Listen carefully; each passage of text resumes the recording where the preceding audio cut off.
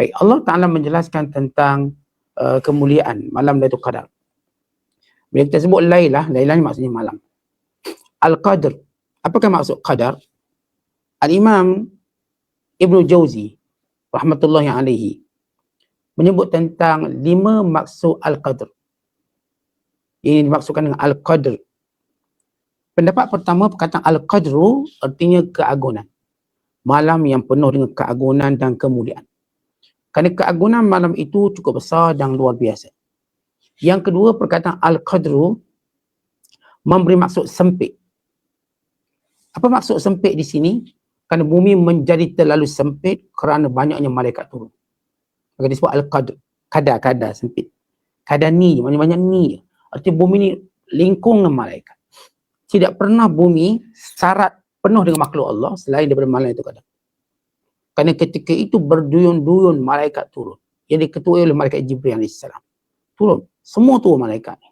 Sepenuh-penuhnya, seramai-ramainya. Untuk menunjukkan bahawa makhluk yang taat pada Allah itu ramai. Untuk menunjukkan makhluk yang patuh pada perintah Allah itu ramai. Untuk menunjukkan tentera Allah itu ramai.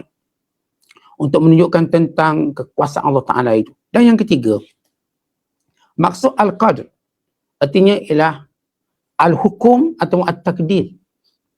Dan perkataan Al-Hukm atau At-Takdir artinya ketentuan atau keputusan.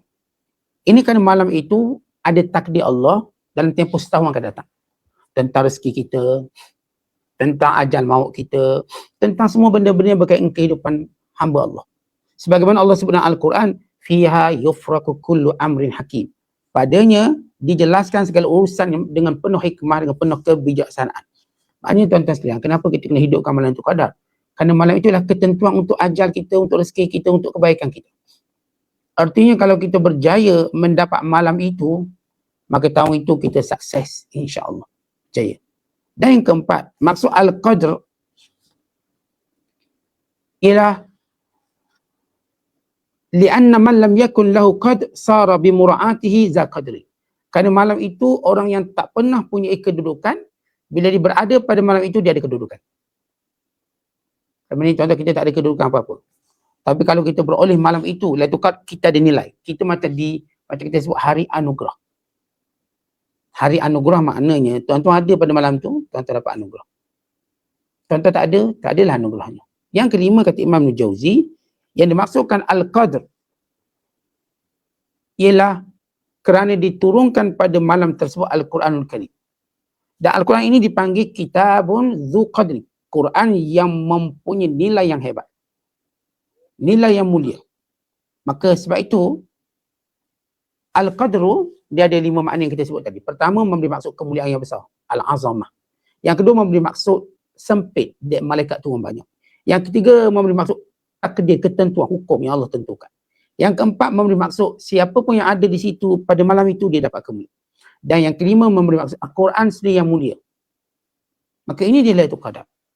Malam yang penuh agung, yang siapa terlepas maka rugilah dia. Yang datang, tuan-tuan sekalian, sekali setahun. Dianya lebih baik daripada 1000 bulan. Bukan 1000 bulan, perhatikan ayatnya. Khairun, lebih baik daripada 1000 bulan.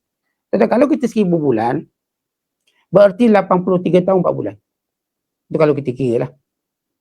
Setahun ada 12 bulan. Dan daratlah 12 bulan tu dengan 1000 bulan yang merupakan nilainya. Tetapi yang perlu kita betulkan, malam itu bukanlah malam seperti 1000 bulan. Tapi lebih baik daripada 1000 bulan. Bila kita sebut lebih baik pada 1000 bulan, mungkin 2000 bulan, mungkin 3000 bulan, mungkin 4000 bulan. Bergantung bagaimana kita menghidupkannya. Yang sekarang dapat maghrib, yang sekarang dapat isyak, yang sekarang berterawih, kemudian balik rumah esok subuh datang. Maka lebih baik 1000 bulan ni mungkin 1100, 1200. Yang sepanjang malam menghidupkannya, mungkin dia dapat 3000 malam, 3000 bulan. Yang siang dan malam menghidupkannya. Sebagaimana kata Imam Syafi'i, aku suka pada bulan Ramadan ini, bukan sekadar malamnya dihidupkan, siangnya juga terus dihidupkan.